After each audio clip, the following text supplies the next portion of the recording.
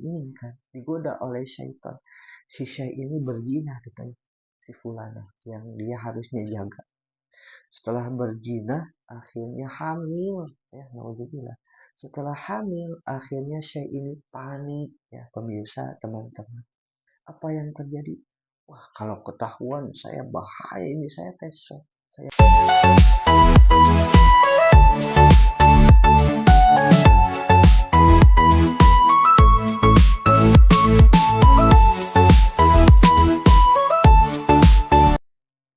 Assalamualaikum warahmatullahi wabarakatuh. Teman-teman, Kang Cep Channel. Pada kesempatan kali ini kita akan coba sharing berkaitan dengan fenomena-fenomena yang terjadi di akhir zaman mungkin. Apa fenomena yang terjadi? Mungkin teman-teman update berita ya. Pertama misalnya kita lihat fenomena pejabat yang menggunakan jabatannya tidak pada tempatnya begitu ya. Dalam artian korupsi ya, kolusi, nepotisme. Itu kalau dipandang secara pandangan orang yang beriman ada pelajaran di situ. Terus ada juga fenomena oknum yang dimana oknum kiai ya. Di sini dia menggambarkan ya sebetulnya dari tampilan religius, tapi ternyata banyak korban santriwati yang dilecehkan sampai naudzubillah ya sampai 50 santrinya ya santriwatinya. Nah, ini kenapa ya? Nah, ini fenomena juga. Terus kita juga update berita terkait tentang ada seorang syekh guru begitu ya, dari negara luar yang masuk ke Indonesia, bahkan hafiz gitu ya, inisialnya Sam, di mana dia juga melecehkan santrinya ya. Tapi kalau tadi yang kiai ya oknum kiai 50 santriwati, kalau ini beda. Dia melecehkan santri, berarti laki-laki lagi ya.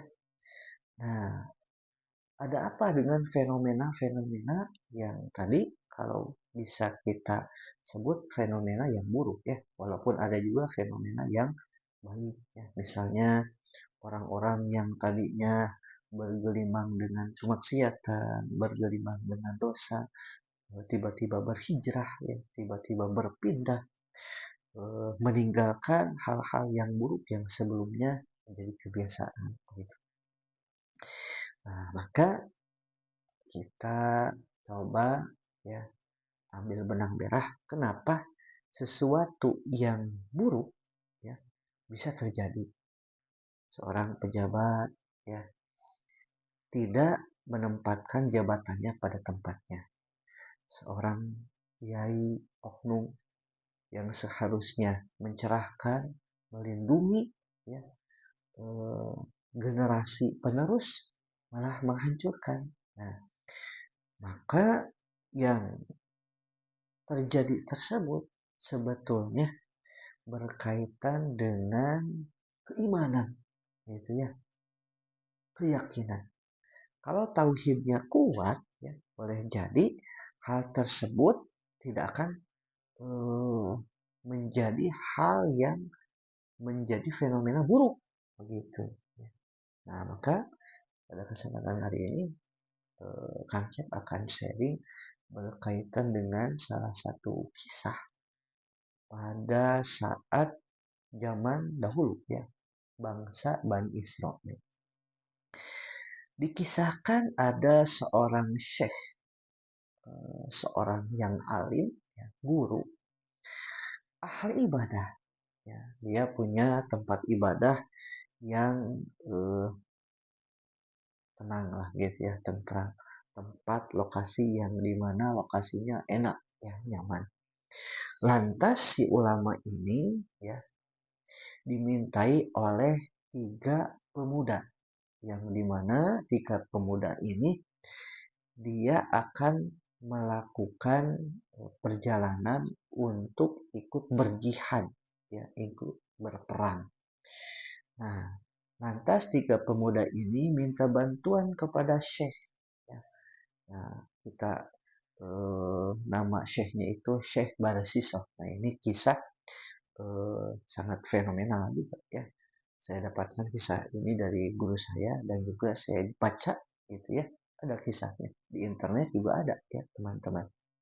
Nah, Syekh Barsisoh ini dimintai tiga pemuda ya untuk menjaga saudaranya karena tiga pemuda ini akan pergi jauh berjihad gitu, berperang, maka menitipkan saudaranya ya saudara perempuannya karena ayah dan ibunya dikisahkan sudah tidak ada. Jadi hanya 4 bersaudara lah begitu. Tiga pemuda akan berperang, satu lagi saudaranya perempuan atau saudari begitu. Wahai Syekh, kami sudah bingung kemana-mana ya untuk menitipkan saudari kami ya adik kami yang wanita ya sebutlah si Fulanah. Awalnya Syekh ini menolak. Wahai anak-anak muda, atuh saya teh bagaimana ya? Saya menjaga tidak mau ya eh, hal-hal yang tidak baik terjadi ya karena kan bukan muhrim gitu kalau kata kita ya orang Bugis. Tapi wahai Syekh, kami tidak punya siapa-siapa selain minta tolong kepada Syekh. Akhirnya karena didesak, karena tidak ada lagi yang bisa diminta tolong, ya sudah. Tapi antisipasi ya agar tidak terjadi hal-hal yang tidak diinginkan, maka si wanita ini terpisah ya tempat tinggalnya dengan saya. Saya di atas gitu ya, di salah satu tempat yang tinggi ya, dan si Fulanah ini di bawah. Ya siap Syekh, kami percayakan adik kami ke Syekh. Oke, tiga pemuda ini eh, melanjutkan agendanya untuk berjihad. Nah, di sini syaitan, nah musuh kita, musuh yang nyata, ini syaitan lakum adu mubin ya. Setan itu musuh kita ya, musuh kalian begitu ya, teman-teman yang nyata. Akhirnya Syekh ini digoda sama syaitan dan syaitannya boleh jadi gantian gitu ya, gantian. Awalnya si Syekh ini dibisiki, wahai Syekh, kasihan ya si Fulana ditinggalkan oleh saudara-saudara. Iya, gitu. Nah, awalnya ngasih makanan ya dengan cara makanannya itu dieret gitu ya, pakai kayak timbaan ke bawah ya, ke atas sudah gitu. Cuma ngasih makan. Wah, Syekh, kasihan ya si wanita ini. Coba aku sama Syekh tanya kabarnya gimana. Kan tidak ada ya selain Syekh yang menjaga. Akhirnya komunikasi ya awalnya cuma senyum terus eh, nanya kabar gimana Fulana sehat alhamdulillah Syekh begitu seterusnya ya beberapa lama setan berbisik lagi dan setannya juga ganti ya tidak hanya setan yang pertama setan yang kegedungnya lah gitu ya pemimpinnya wah Syekh atau ajak ngobrol ya kasihan tidak punya teman ngobrol akhirnya ngobrol dengan basa-basi ya digoda lagi sama setan atau ngobrolnya jangan sedikit-sedikit boleh jadi punya permasalahan problem akhirnya ngobrolnya ditambah waktunya 10 menit sampai 15 menit di luar tetap masih di luar untuk menit ngobrolnya jangan di luar kata setan di dalam aja ya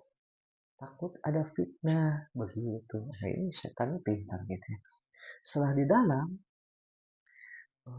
setan ini kekuatannya kan meningkat begitu. Akhirnya dari komunikasi yang biasa-biasa jadi luar biasa. Akhirnya terjadilah hal yang tidak diinginkan. Digoda oleh syaitan. Si syaitan ini berzina katanya. Si Fulana yang dia harusnya jaga. Setelah berzina akhirnya hamil. Ya, naudzubillah. Setelah hamil akhirnya syaitan ini panik ya pemirsa teman-teman apa yang terjadi? Wah, kalau ketahuan saya bahaya ini saya pesok, saya ulama begitu. Akhirnya gelap mata, si fulanah dibunuh sama syekh ini, berikut anaknya, dan dikuburkanlah di belakang tempat ibadahnya. Ya. Nah ini syekh bisa tergoda oleh syaitan. Datanglah, tibalah saudaranya, tiga saudaranya untuk menagih. Ya, mana saudaranya? Oh sakit, begitu ya, dengan berbohong. Akhirnya syekh ini jadi berbohong, begitu ya, sakit meninggal. Nah awalnya tiga pemuda ini ya percaya. Syaitan pintar. Datang ke mimpi tiga pemuda tadi saudaranya. Bohong, Syekh mah. Syekh itu pembunuh. Coba kamu lihat di belakang tempat ibadahnya. Awalnya tiga pemuda ini mengabaikan, tapi 3 hari berturut-turut mimpi yang sama. Kakak pertama dan kedua, meren ini mah mimpi ini cuma bunga tidur. Tapi adiknya kekeh, kita cek, begitu ya. Dicek ternyata ada, ya, mayat saudarinya beserta anak yang dikandungnya. Dari sini akhirnya ketahuan bahwa Syekh telah memperkosa, berzina, dan membunuh. Nauzubillah ini zalik. Ini ahli ilmu, ya, Syekh ulama bisa tergoda. Maka fenomena yang terjadi saat ini tadi, ya, pejabat mungkin yang korupsi, kiai yang juga tergoda oleh syaitan, ya.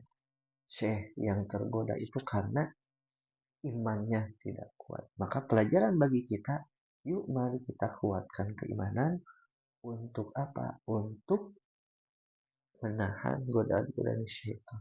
Yang dimana syaitan ini boleh jadi berbentuk, ya, manusia atau bisikan-bisikan, ya. Semoga bermanfaat, ya, video ini, ya, kisah ini menjadikan kita lebih berhati-hati lagi.